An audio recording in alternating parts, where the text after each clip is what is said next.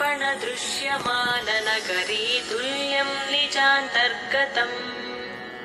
पश्यन्नात्मनि मायया बहिरिवोद्भूतं यथा निद्रया यः साक्षात् कुरुते प्रबोधसमये स्वात्मानमेवाद्वयम् तस्मै श्रीगुरुमूर्तये नमः इदं श्रीदक्षिणामूर्तये तस्मै श्रीगुरुमूर्तये नमः इदं श्रीदक्षिणामूर्तये बीजस्यान्तरिवाङ्कुरो जगदिदं प्राङ्निर्विकल्पं पुनः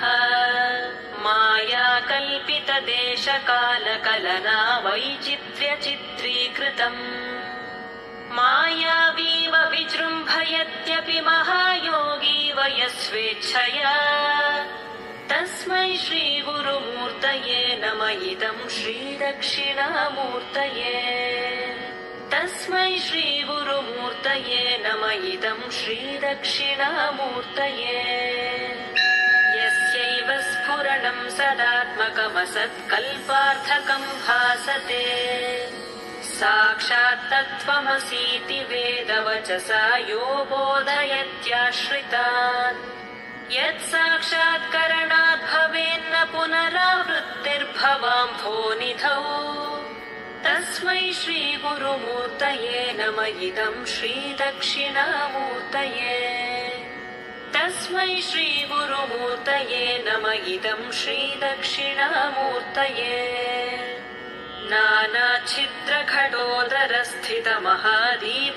नानाच्छिद्रघटोदरस्थितमहादीपप्रभाभास्वरम् ज्ञानं यस्य तु चक्षुरादिकरणद्वारा बहिस्पन्दते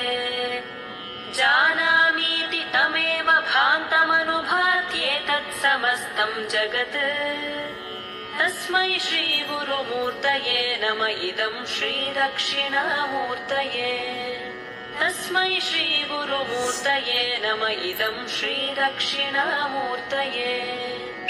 देहं प्राणमपीन्द्रियाण्यपि जनां बुद्धिं च शून्यं विदुः स्त्रीबालान्धजडोपमास्त्वहमिति भ्रान्ता भृशं वादिनः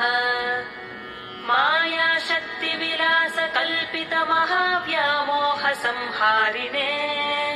तस्मै श्रीगुरुमूर्तये नमः इदं श्रीदक्षिणामूर्तये तस्मै श्रीगुरुमूर्तये नमः इदं श्रीदक्षिणामूर्तये राहुग्रस्तदिवाकरेन्दुसदृशो मायासमाच्छादनात् सन्मात्रः करणोपसंहरणतो यो भूत्सुषुप्तः पुमान् प्रागस्वाप्समिति प्रबोधसमये यः प्रत्यभिज्ञायते तस्मै श्रीगुरुमूर्तये नमः इदं श्रीदक्षिणामूर्तये तस्मै श्रीगुरुमूर्तये नमः इदं श्रीदक्षिणामूर्तये बाल्यादिष्वपि जाग्रदादिषु तथा सर्वास्वस्थास्वपि व्यावृत्तास्वनुवर्तमानमहमित्यन्तः स्फुरन्तं सदा स्वात्मानं प्रकटीकरोति भजतां यो मुद्रया भद्रया तस्मै श्रीगुरुमूर्तये नमः इदं श्रीदक्षिणामूर्तये तस्मै श्रीगुरुमूर्तये नमः इदं श्रीदक्षिणामूर्तये विश्वं पश्यति कार्यकारणतया स्वस्वामि सम्बन्धतः शिष्याचार्यतया तथैव पितृपुत्राद्यात्मना भेदतः स्वप्ने जाग्रति वा य एष पुरुषो माया परिभ्रामितः तस्मै श्रीगुरुमूर्तये नमः इदं श्रीदक्षिणामूर्तये तस्मै श्रीगुरुमूर्तये नमः इदं श्रीदक्षिणामूर्तये भूरम्भांस्य नलो निलोम्बरमहर्नाथो हिमांशुः पुमान् इत्याभाति चराचरात्मकमिदं यस्यैव मूर्त्यष्टकम्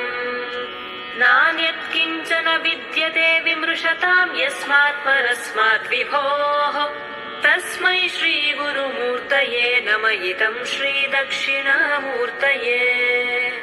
तस्मै श्रीगुरुमूर्तये नमः इदं श्रीदक्षिणामूर्तये